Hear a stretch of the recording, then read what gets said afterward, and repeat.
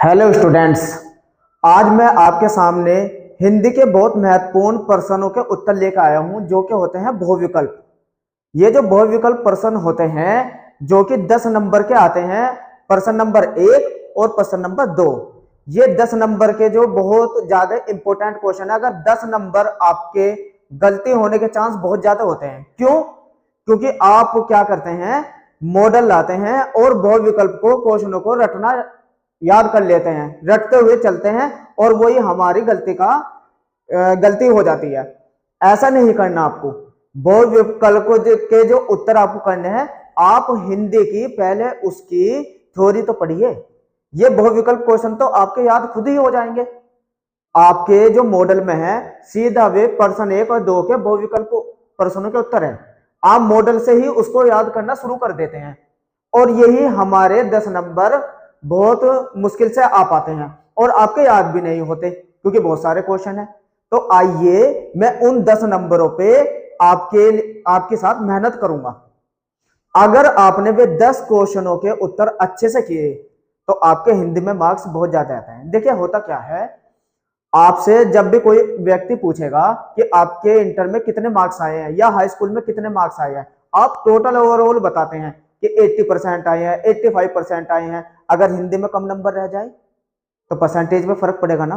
और सबसे ज्यादा जहां कोई बच्चा गलती करता है वहां आप गलती मत करना, क्योंकि ये 10 नंबर जो होते हैं ना, ये अधिकांश सबके गलत आ जाते हैं क्योंकि वे मॉडल से याद करते हैं। तो आपको जहां और बच्चा गलती करना, आपको नहीं करनी।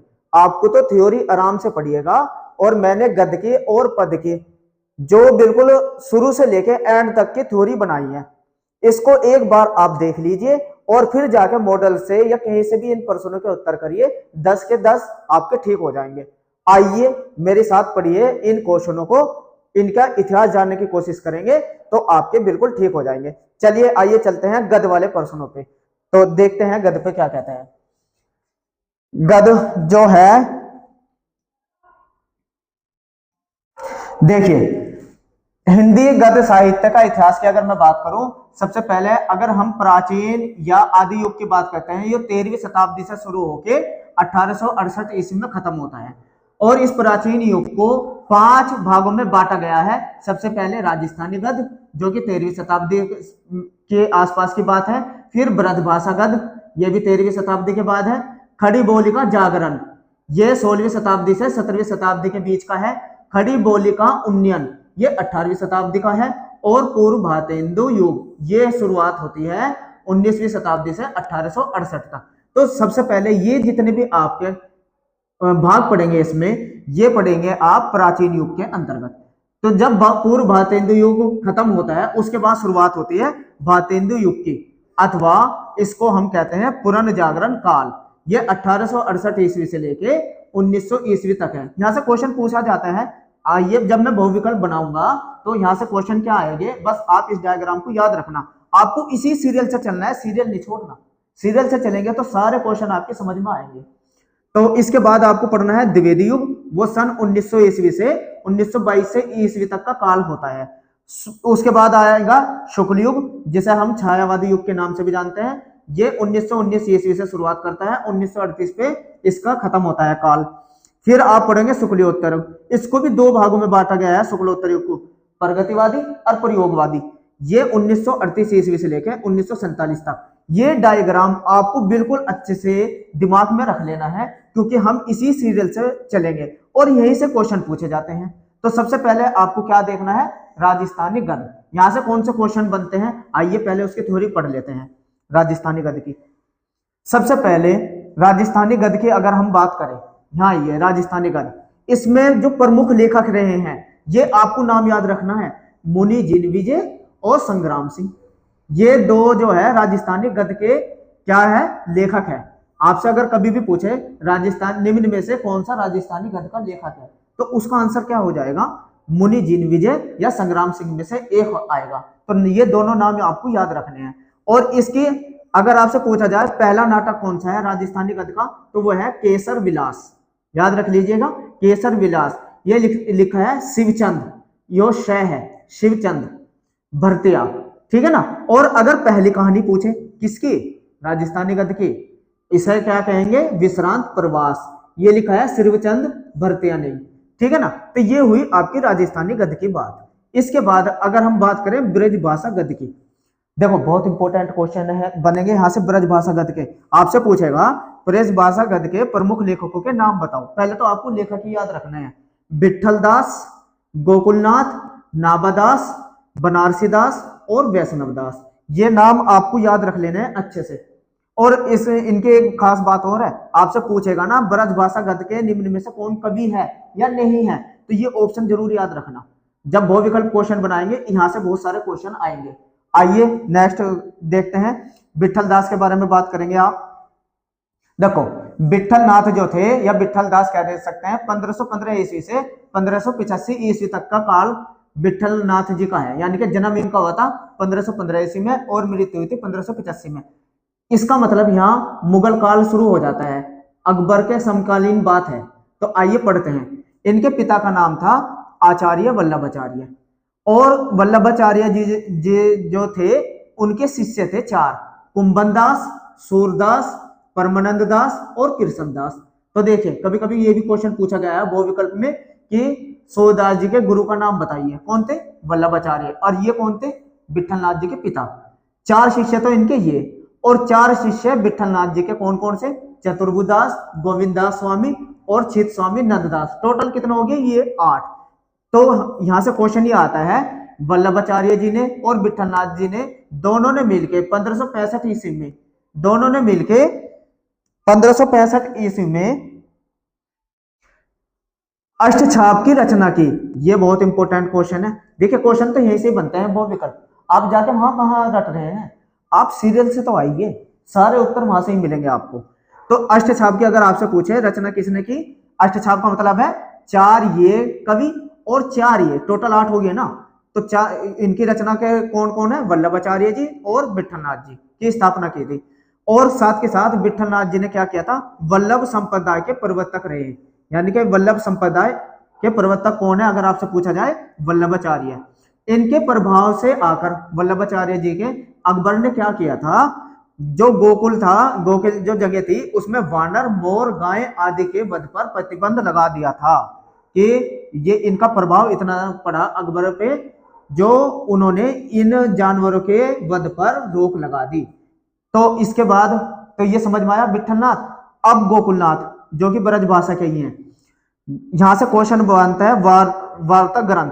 जो उस टाइम पे जो लिखा जा रहा था वो था वार्ता ग्रंथ, यानी कि वार्ता करके जो ग्रंथ लिख रहे थे। इसमें सबसे इंपॉर्टेंट क्वेश्चन है, 84 वैष्णव की वार्ता लिखी इन्होंने और 252 की वैष्णव वार्ता।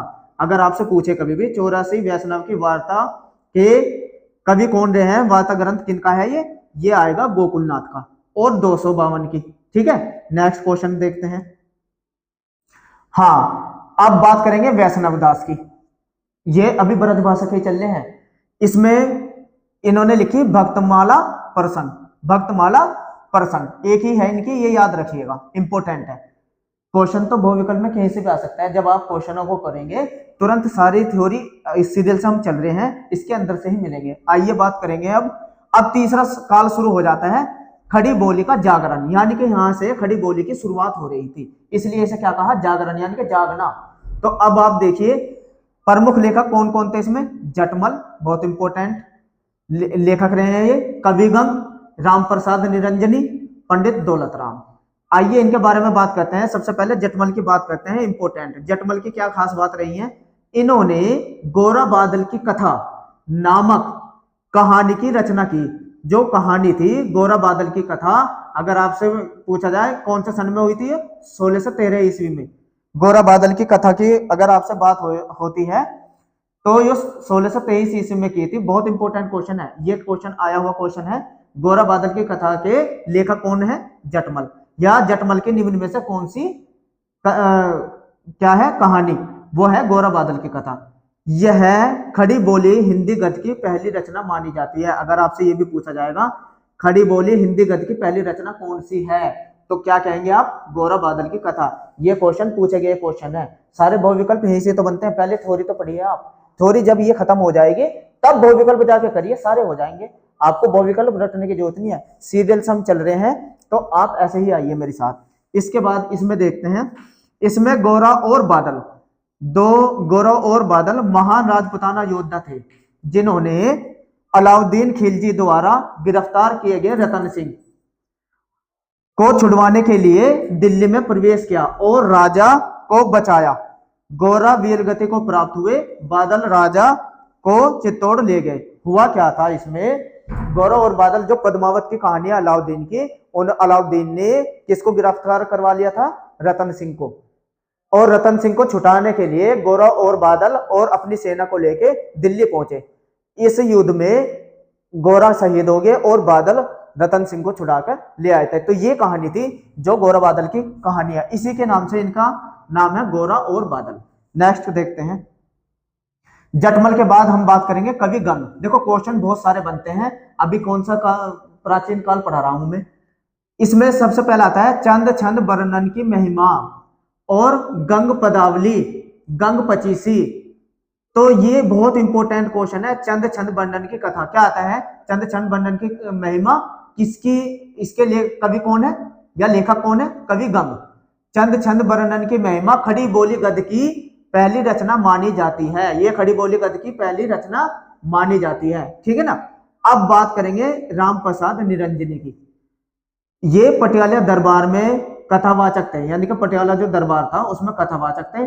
वहां की महारानी देसो, क्या नाम था उसका, देसो या देशकोर को सुनाने के लिए एकमात्र रचना भाषा योग वशिष्ठ, बहुत ज्यादा वेरी वेरी इंपॉर्टेंट, भाषा योग वशिष्ठ के कभी भी आपसे लेखक पूछ लेते हैं तो वे कौन है, राम प्रसाद निरंजनी की रचना की थी, ठीक है। इसके बाद बात करेंगे पंडित दौलत राम की। इन्होंने जो लिखा है वो हरिवंश पुराण, पद्म पुराण और छह डाला। तो यहां से आपका खत्म हो जाता है क्या, हिंदी का वो खड़ी बोली का पुनर्जागरण। तो देखिए मैं आपको क्या बता रहा हूं ये समझिए।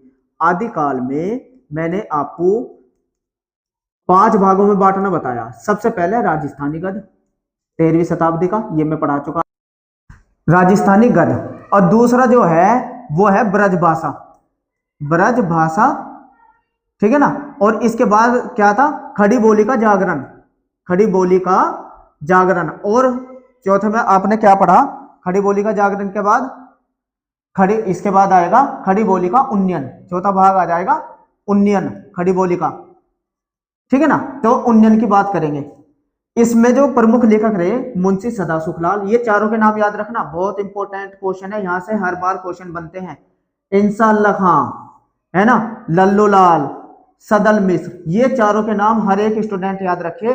ये कौन सा है, खड़ी बोली का उन्नयन, यानी कि अब यहाँ खड़ी बोली का पूरी तरीके से बोलबाला था। अब आप देखिए सबसे पहले मुंशी सदा सुखलाल की अगर बात करें, मुंशी सदा सुखलाल इन्होंने श्रीमद् भागवत जो गीता है, श्रीमद् भागवत का अनुवाद सुख सागर के रूप में किया। समझ में आ गया, श्रीमद् भागवत गीता जो है उनका अनुवाद किस रूप में किया, जो अनुवाद किया उसका नाम रखा इन्होंने सुख सागर में किया। तथा अपनी ही आत्मजीवन ग्रंथ लिखा इन्होंने, उसका नाम क्या था, मुतक बुत वारीख, नाम याद रखना, मुतक बुक वारीख। लेकिन यहां से क्वेश्चन पूछा जाता है बहुत इंपॉर्टेंट, सुख सागर किसकी रचना है, किसकी रचना है वो, मुंशी सदा सुखलाल की। देखो इसमें सुख आ रहा, सुख यहाँ आ रहा, तो याद रखना, ठीक है ना। इसके बाद इंशाअल्लाह खां, जो दूसरे लेखक हैं, इंशाअल्लाह खां की बात करेंगे। जन्म 1756 में, 1817 में इनकी मृत्यु। ये लखनऊ व दिल्ली के दरबार में कविता करते थे, ठीक है। इन्होंने दरियाए लतफत, याद रखना, दरियाए लतफत नाम से उर्दू का प्रथम व्याकरण की रचना की, ठीक है ना। उर्दू का प्रथम व्याकरण अगर पूछा जाए तो किसने की थी उसकी रचना, इंशाअल्लाह खां ने। और वो कौन सा था, दरियाए लतफत। और हिंदी में इन्होंने, ये क्वेश्चन बहुत बार आया है, रानी केतकी की कहानी नामक कथा ग्रंथ की रचना की। यह उर्दू में लिखी गई थी, लेकिन श्याम सुंदर दास ने इनको क्या कहा, हिंदी की पहली कहानी मानते हैं। श्याम सुंदर दास जी इनको क्या कहते हैं, रानी केतकी की कहानी, इनको पहली हिंदी की कहानी मानते हैं। रचना तो की थी उन्होंने काय में, उर्दू में, बाद में इन्होंने हिंदी में लिखा तो क्या कहा गया इसका, पहली हिंदी की कहानी, ठीक है ना। यह है इंशाअल्लाह खां की, याद रखना।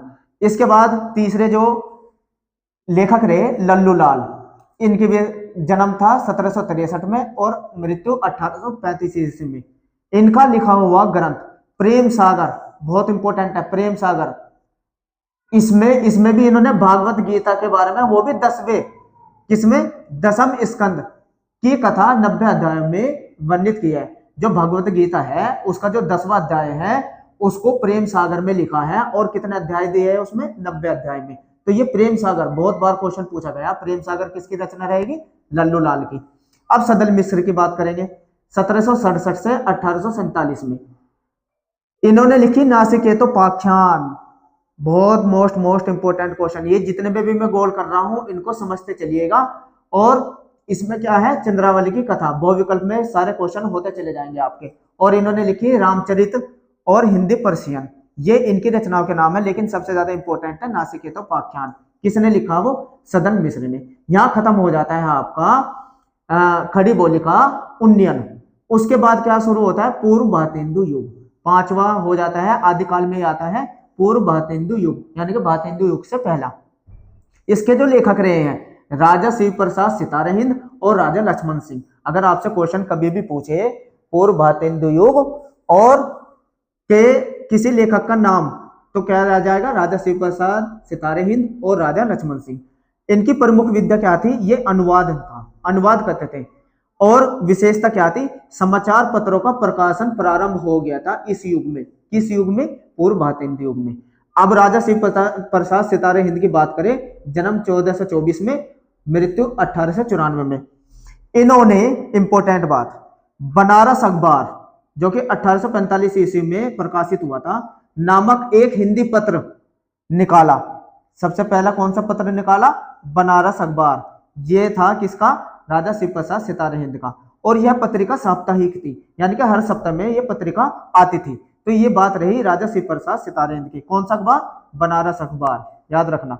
इसके बाद अगर हम बात करें लक्ष्मण सिंह की, राजा लक्ष्मण सिंह, उनकी रचनाएं भी वो देख लीजिए। उन्होंने जो रचनाएं की थी, समाने उभरी आत्मकथा थी उनकी, आलसियों का कोड़ा, राजा भोज का सपना, बेताल पच्चीसी और विद्यांकुर, ये भी उन्हीं की रचना थी, राजा शिव प्रसाद सितारे हिंद की।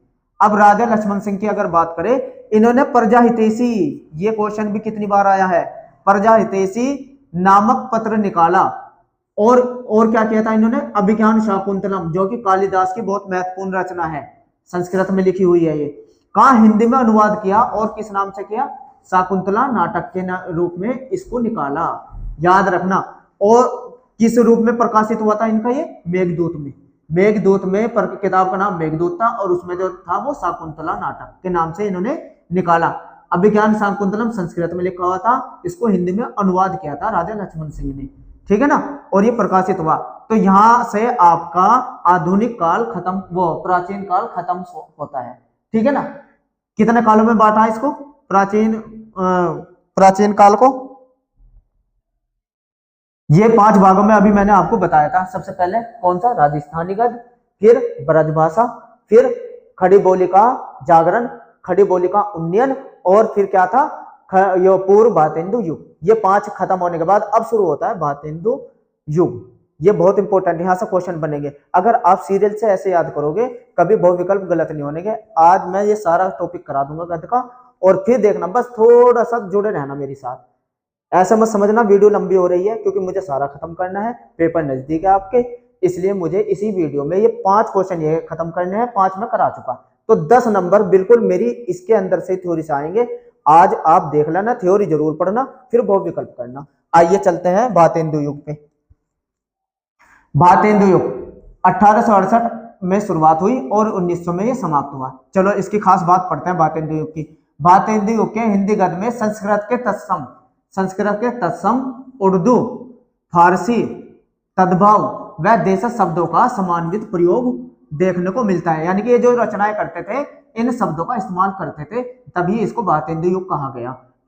इस गद्य में एक खास बात होती, लोकोक्तियों का बहुत भरपूर प्रयोग हुआ और मुहावरे का प्रयोग प्रचुर मात्रा में हुआ है। यानी कि ये जो भी लिखते थे उसमें इन शब्दों का प्रयोग करते थे, और लोकोक्तियों से वे उदाहरण देते थे। लोकोक्तियां क्या देते थे, या मुहावरे का प्रयोग करके। तथा भाषा को सामान्य बोलचाल का रूप दिया। जिस बोलचाल में ये बात करते थे उसी बोलचाल में ये अपने लिख देते थे। एक खास बात हो रही थी, भारतेंदु युग में हिंदी गद्य का नाटक, उपन्यास, कहानी एवं निबंध आदि विधाओं का विकास हुआ। ये जो आए नाटक, उपन्यास, कहानी और निबंध, वो भारतेंदु युग में इनका प्रचलन शुरू हुआ। चलिए अब बात करते हैं हिंदी एकांकी का आरंभ। अगर एकांकी विद्या है, हिंदी की जो विधा है एकांकी का आरंभ भारतेंदु हरिश्चंद्र द्वारा रचित अंधेरी नगरी, याद रखना, अंधेरी नगरी, प्रेम योगिनी आदि रचनाओं से माना जाता है। अगर आपसे क्वेश्चन ये भी पूछा जाएगा ना कि प्रेम योगिनी कौन सी विधा है, तो क्या है, एकांकी है। ये निबंध नहीं है, उपन्यास नहीं है, नाटक नहीं है, क्या है ये, एकांकी, यानी कि कहानी का एक भाग को एकांकी कहते हैं। तो आपसे पूछा जाएगा निम्न में से कौन एकांकी है, अंधेरी नगरी और प्रेम योगिनी। क्या खास बात है इनकी, इसको हिंदी एकांकी का, इसलिए इन्हें क्या कहा गया, भारतेंदु हरिश्चंद्र को, इनको एकांकी का जनक भी कहा जाता है। अगर क्वेश्चन आए एकांकी का जनक किसे कहा जाता है, तो उत्तर हो जाएगा भारतेंदु हरिश्चंद्र को। आइए भारतेंदु युग के प्रमुख पत्र पत्रिकाएं देखते हैं। इस युग में कौन सी पत्र पत्रिकाएं छपी, यहां से क्वेश्चन बहुत ज्यादा आते हैं, आप समझिए। कवि वचन सुधा भारतेंदु हरिश्चंद्र की है और ये काशी से प्रकाशित हुई थी। और दूसरी है इनकी हरिश्चंद्र मैगजीन, ये भी भारतेंदु हरिश्चंद्र की है और ये भी काशी से प्रकाशित हुई थी। यानी कि भारतेंदु हरिश्चंद्र की जो भी पत्रिकाओं का प्रकाशन पूछेगा वो काशी से है, काशी यानी कि वाराणसी। तो कवि वचन सुधा इंपोर्टेंट है और हरिश्चंद्र मैगजीन, तो कवि वचन सुधा भी इंपोर्टेंट है, याद रखना। नेक्स्ट देखते हैं। अब ये दो मैं पढ़ा चुका आपको। हिंदी प्रदीप बहुत मोस्ट इंपोर्टेंट, ये किसने लिखा है, बालकृष्ण भट्ट ने। और कहां से प्रकाशन है इसका, इलाहाबाद का। बहुविकल्प में कैसे भी पूछा जाएगा कि हिंदी प्रदीप के पत्रिका के लेखक कौन है, बालकृष्ण भट्ट, और कहां से प्रकाशन है, इलाहाबाद से। आनंद कादम्बनी बहुत वेरी इंपोर्टेंट, इसके लेखक कौन है, बद्रीनाथ चौधरी, जिसे प्रेमधन भी कहते हैं। और प्रकाशन कहां से होता है इसका, मिर्जापुर से। देखो प्रकाशन भी पूछा जाता है, इसलिए मैंने प्रकाशन भी लिखा हुआ है इसमें। और ब्राह्मण बहुत इंपॉर्टेंट रचना, प्रताप नारायण मिश्र जी की है ये। अगर आपसे पूछे क्वेश्चन ब्राह्मण किसकी रचना है, प्रताप नारायण में, या प्रताप नारायण में इसकी कौन सी पत्र पत्रिकाएं हैं, तो ये ब्राह्मण। कहां से प्रकाशन है इसका, कानपुर से। तो ये भारतेंदु युग में जो पत्र पत्रिकाएं आई है, इन पांचों को जो मोस्ट इंपोर्टेंट है इनको लर्न कर लेना, और इनके लेखक के नाम और इनका प्रकाशन, ठीक है ना। अब लेखक देख लेते हैं। यहां से क्वेश्चन ये भी पिछले साल ये भी क्वेश्चन आया हुआ था, निम्न में से कौन भारतेंदु युग का लेखक नहीं है, नहीं पूछा था। 3 इसमें से थे, एक अलग। तो आपको लेखक जरूर याद रखने हैं भारतेंदु युग के कौन कौन है।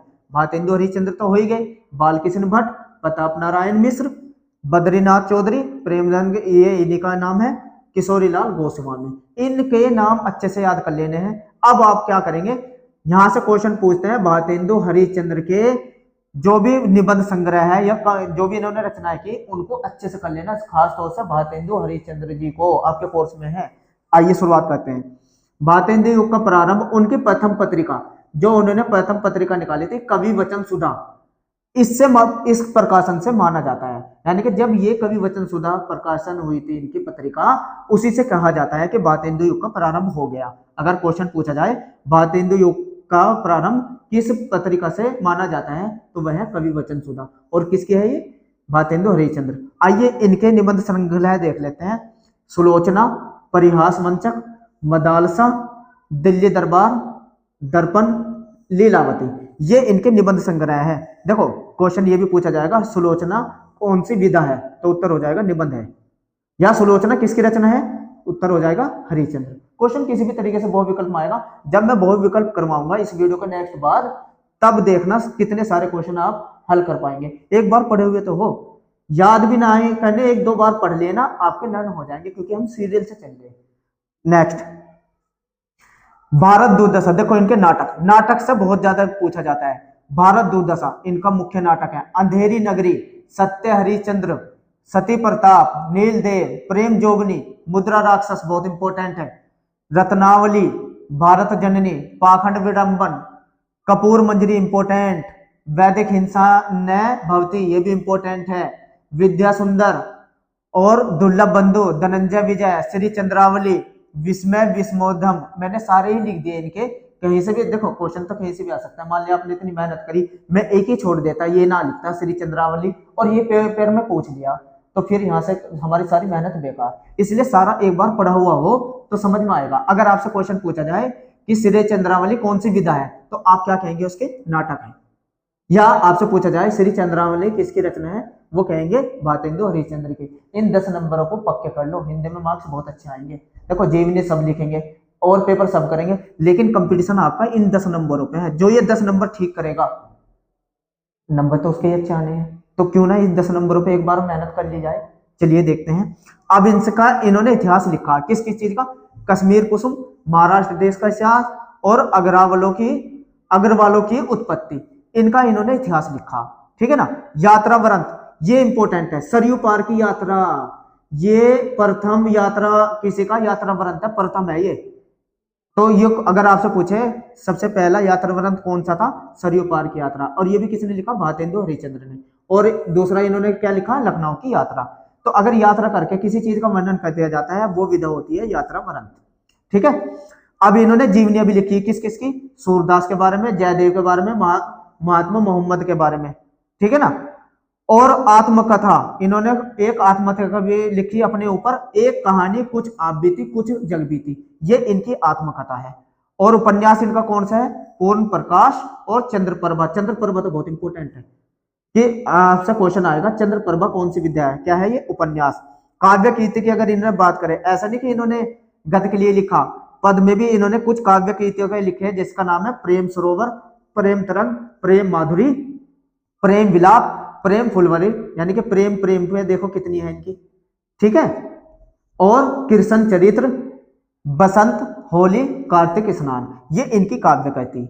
अगर आपसे पूछा जाए प्रेम फुलवारी किसकी कौन सी विधा है, तो आप कहेंगे काव्य कृति है ये, और किसकी रचना है, भारतेंदु हरिश्चंद्र जी की।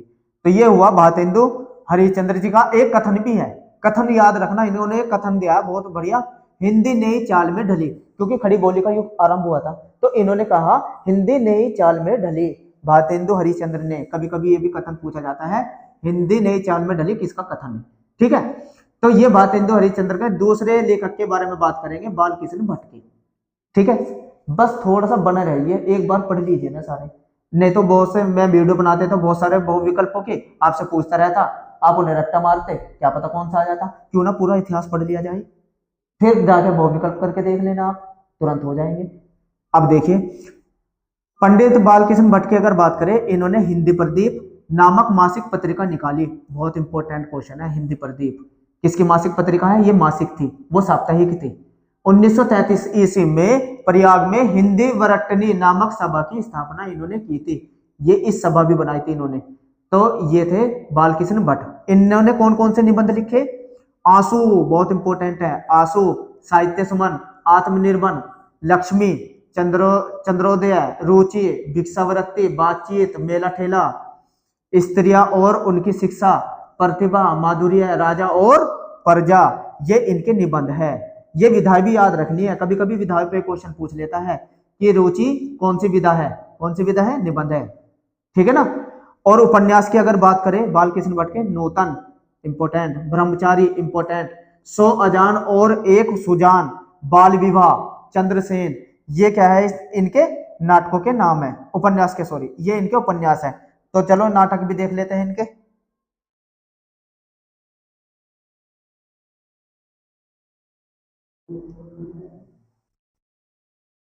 चलिए अब देख लेते हैं प्रताप नारायण मिश्र।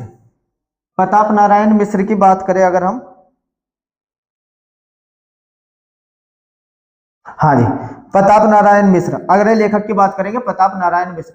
इन्होंने ब्राह्मण नामक मासिक पत्रिका निकाली। इनकी पत्रिका का क्या नाम था, ब्राह्मण। ये पत्रिका बहुत ज्यादा इंपॉर्टेंट है, याद करते चलना।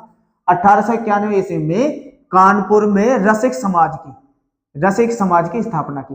वो किसने की थी, प्रताप नारायण मिश्र ने। देखो क्वेश्चन कहीं से भी आए, आप बस पढ़ते चलो।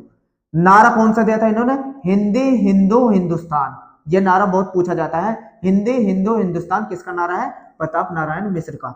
नाटक इन्होंने कौन कौन से लिखे, गोसंकट, हठी अमीर, जुआरी खुआरी और कली कौतुल, ये इनके नाटक थे। निबंध देखो इन्होंने कौन कौन से लिखे, प्रताप पीयूष, प्रताप समीक्षा, धोखा। और कविता इन्होंने कौन कौन सी लिखी?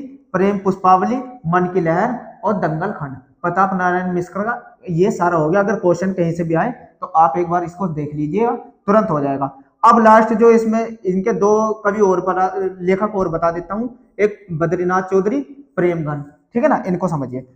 आनंद कादम्बिनी नामक मासिका पत्रिका का संपादन किया, ये भी इंपॉर्टेंट पत्रिका है। आनंद कादम्बिनी और ब्राह्मण, ये तो दोनों बहुत ज्यादा लगातार पूछी जाने वाली पत्रिकाएं हैं।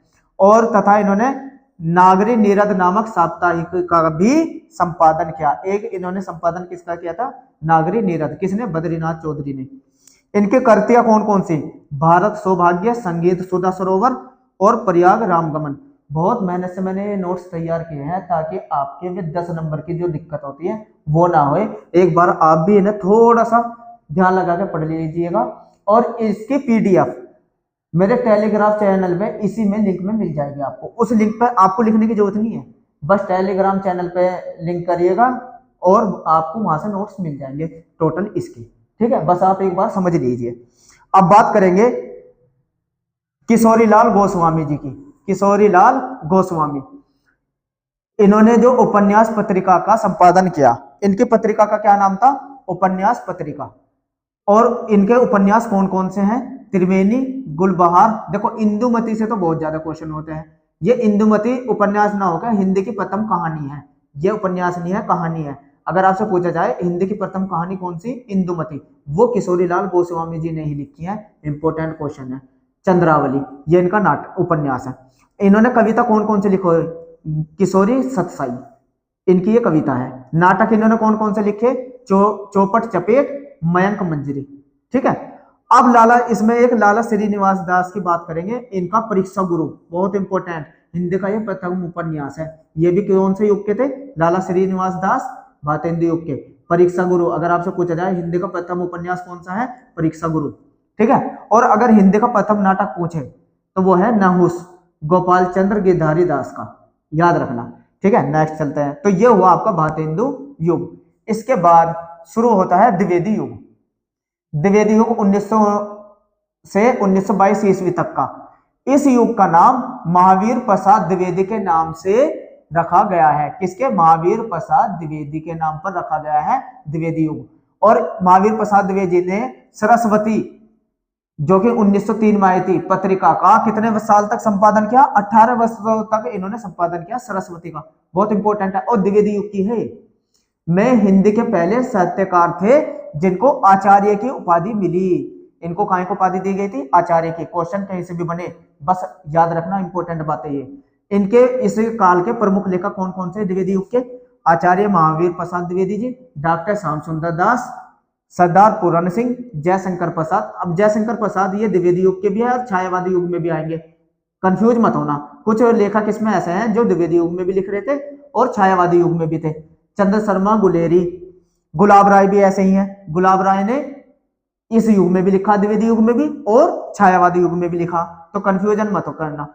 बाल मुकुंद गुप्त, मिश्र बंधु, पद्मलाल, पुन्नालाल बख्शी और देवकी नंदन खत्री, ये द्विवेदी युग के प्रमुख लेखक थे। अब सबसे पहले अगर महावीर प्रसाद द्विवेदी जी की बात करें, इन्होंने जो रसक रंजन महत्वपूर्ण करती है इनकी, कौन सी? रसक रंजन। संपादन सरस्वती का क्या? इन्होंने मासिक पत्रिका थी 18 वर्षों तक। और काव्य इनका संग्रह कौन सा रहा?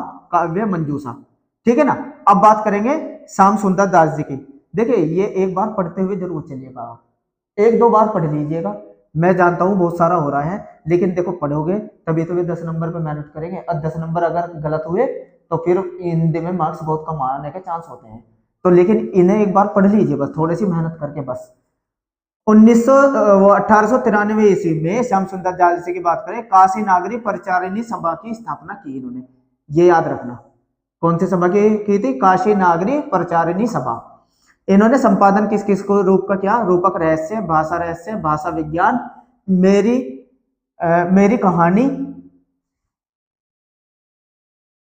मेरी कहानी, साहित्य लोचन, हिंदी गोविंद, रत्नमाला।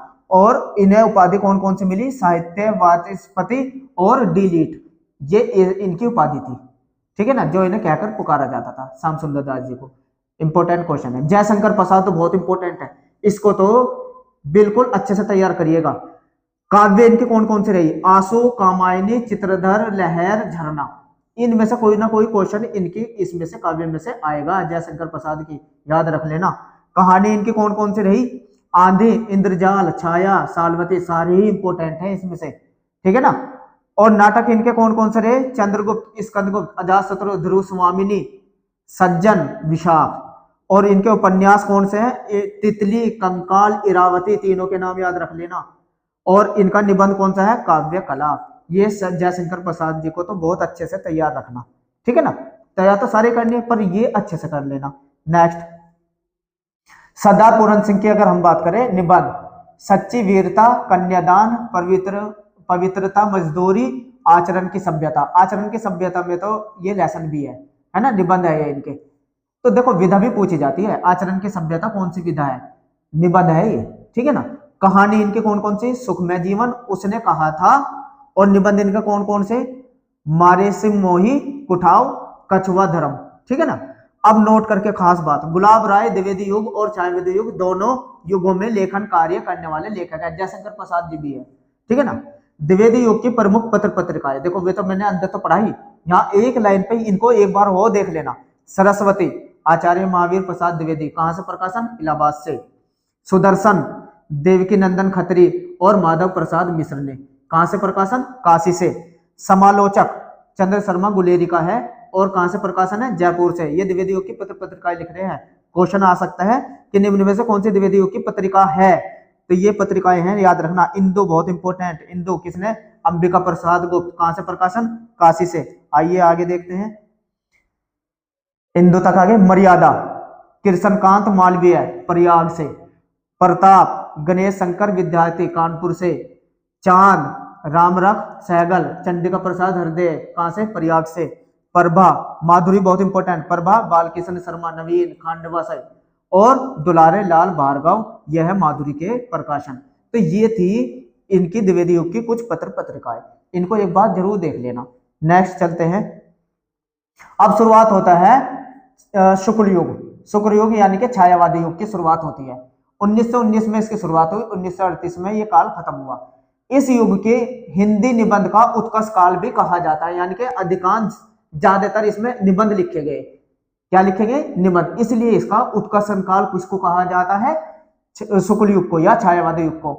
इसमें क्या हो रहा था, इस युग में मानव मन के भावों को व्यक्त करने की अक्षमता का विकास हुआ, मानव मन के। और इसके प्रमुख लेखक बहुत इंपॉर्टेंट, मुंशी प्रेमचंद, यहां से क्वेश्चन बनते हैं इनके रचनाओं से। रामचंद्र शुक्ल, ठीक है। डॉक्टर संपूर्णानंद, आपके कोर्स में जीवनी भी है इनकी। आचार्य हजारी प्रसाद द्विवेदी, डॉक्टर नागेंद्र, लक्ष्मी नारायण मिश्र, चतुर्सेन शास्त्री। इन लेखकों के नाम याद रख लेना, ये लेखक रहे शुक्ल युग के या छायावादी युग के। शुक्ल युग की प्रमुख पत्रिकाएं कौन कौन से रहे, देखो द्विवेदी युग की बता दी मैंने, भारतेंदु युग की बता दी।